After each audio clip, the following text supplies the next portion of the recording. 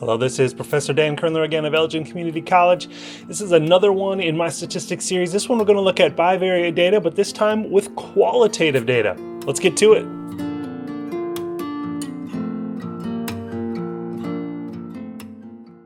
All right, for this video, we're going to focus on a data set we haven't spent a lot of time looking at before, and that is the school discipline data set.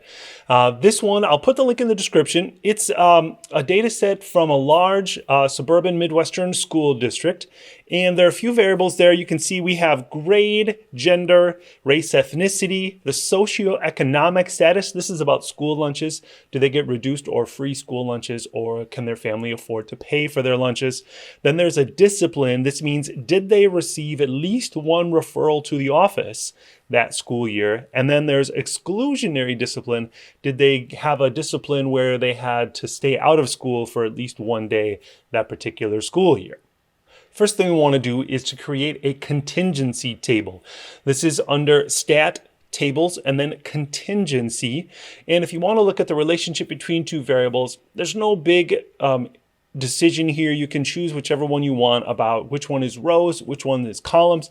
I think for this one, I want to look at how the race or ethnicity varies. So I'm going to do the race or ethnicity as my rows, and then my discipline, whether it's yes or no, at least one that year, as my columns. And that table looks like this. The problem with counts like this is you can't really see if there's a difference, because there's a different total number of Hispanic or Latinx versus Black or white. And so you can't really look at counts. What you need is some percentages. What we want to make is called a conditional distribution.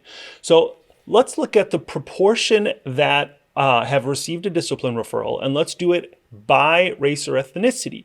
What that means is for each row, we want to know the percent that are in that column. So what we're going to do is we're going to go back and options edit, and we're going to display the row percent. We're going to display the row percent for that. Now, if you're one of my students or you're making a report, you're using this as part of a presentation, you want to make this a lot easier to see. So the first thing we're going to do is just show the percents. Now, we don't need the total. We know the total is 100%.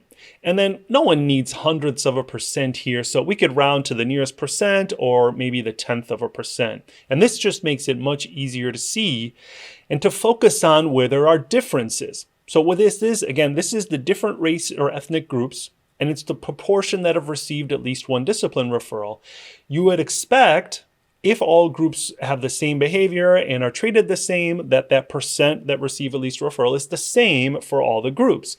And what this table shows for you is that it clearly is not. So this table, again, is called the conditional distribution of discipline. So it's showing the distribution of yes or no by race or ethnicity. And so it's giving you the distribution of discipline, whether what percent are yes or no, and it's grouping it by race or ethnicity. If we look at this first row, this means that of students who have two or more races on their form when they did the school application, 65.7% had no discipline referrals that year, and then the remaining 34.3% did have at least one referral. And then the same goes true for all the other groups.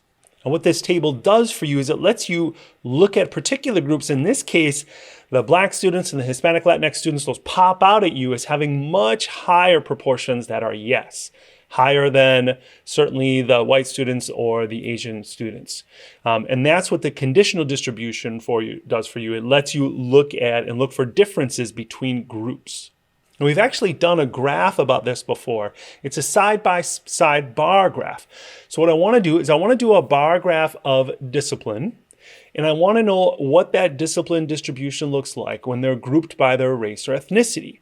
So we're going to, this one, I always screw this up the first time I do it. So we want to do a graph of discipline, and we'll group by race or ethnicity. To me, when I think, that's going to be the different race or ethnic groups, and it's going to be a graph of discipline, but you can see it's actually the opposite. So I always do it wrong the first time, and then I just switch. So what we actually want to do is we actually want to graph race or ethnicity and group by discipline, which doesn't make sense to me, but that's what StatCrunch wants. And when we do that, we get this graph, and this relates exactly to the table we just had. Notice I chose relative frequency within group, So each of those pairs of boxes will add up to 100%, just like they do on the table. And if we want to focus in on those two groups that seem to be different, we can look at them on the graph and see that their blue bar on the right, the lighter blue bar, is higher than all the other ones. And that graph kind of stands out to you when you see that on the graph. And one thing that discipline researchers have also found is there's this relationship with poverty, that students who are lower income tend to have more discipline issues in school. And if you've been around kids, you kind of know there are additional challenges when you grow up in poverty that might make things more stressful for you. And so you're more likely to act out in school. So that all makes sense. So it's possible that with this particular school district, perhaps the Black students and Latinx students in this particular school district all happen to be lower income. So what we could do is do that same graph and look at it for students who have a lower SES, so the students who have free or reduced lunch, and then the students that'll be paid in the database. Their family can afford to pay for lunch. And we can look and maybe those differences will disappear. So here it is. The top one is the free or reduced. So those are the lower income students. And then the bottom one is paid. We can see that if we look at the top one, these are the free and reduced, the lower income students. They do have overall higher discipline rates compared to the students that can pay for their lunch. So in general, lower income students, at least in this school district, kind of follow that trend of having higher discipline rates.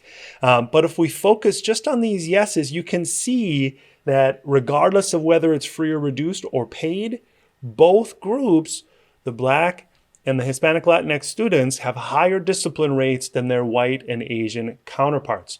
So the socioeconomic status is not the reason for the discrepancy here. The reason for these discrepancies, we really can't tell that from the data.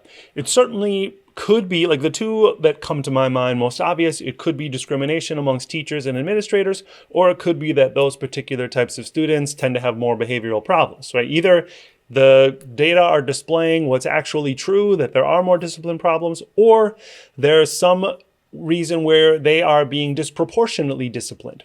This is not an experiment. We can't answer that question from this data. This is just school discipline data collected from the district. It's already been recorded. There's no experiment here.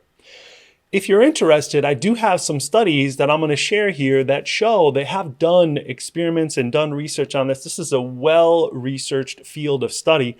I have one here about disproportionate discipline. This one was not an experiment, but they did find that the subjective types of discipline, where it wasn't a documented incident where somebody clearly punched somebody else and you could document it, but it's somebody's being disrespectful, something that's a little more subjective. That's where, in this particular research study, that's where the disproportionality came from. And I'll put the link to this study in the description. Here's another one that talked about the relationship between school discipline and then the juvenile justice system. And this one found that African American and Hispanic students had more severe sanctions for their first discipline encounter. So not like, well, this is repeated, this student has repeated ones, and so they get more referrals because it's a repeated thing. Just after their first one, they had more severe discipline consequences. This study was an experiment. What they did is they had some fake referrals and they put Black sounding names on some of them like Darnell or Deshaun, and then white sounding names on other ones like Greg or Jake, and then had teachers kind of rate how they responded to this particular write-up of the student. And they had all the write-ups were similar. So they asked the question, how irritated do you feel by the student? What extent do you think this student is going to maintain or going to hinder you from maintaining order? How severe was their misbehavior? How severe should they be disciplined?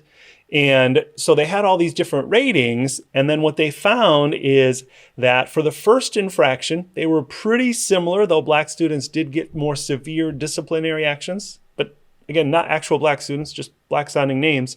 But for the second one, it was really pronounced.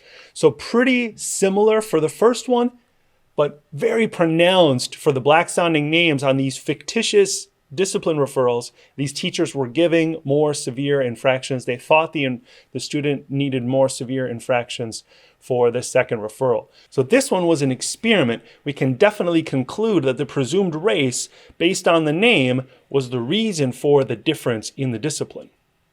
Here's another study that actually looked at teachers in the classroom and kind of tracked who they watched. And they actually found that black boys, teachers' eyes were following them the most. Black boys were the highest, 42%, and then white boys, 34%. So not only are there differences in the consequences from the previous study, in this one, they're actually actively watching that particular group more than another group. So this is kind of a challenging topic. Again, the graphs that we looked at from our discipline data, it wasn't an experiment. We can't claim causation. That certainly has been researched in a lot of other studies, but we can certainly be prompted questions, and we can use our conditional distribution and our side-by-side bar graphs to look and analyze the data that we have. All right, that is it for this video. I hope you found it educational. If you're interested and you want to see more of these, you can subscribe, hit the bell to get notified. Also, big thank you to the Elgin Community College Board of Trustees who approved my sabbatical during the spring 2021 semester. And that's what gave me the time to research and record and produce all of these videos. So thank you so much for watching, and I will see you in the next one.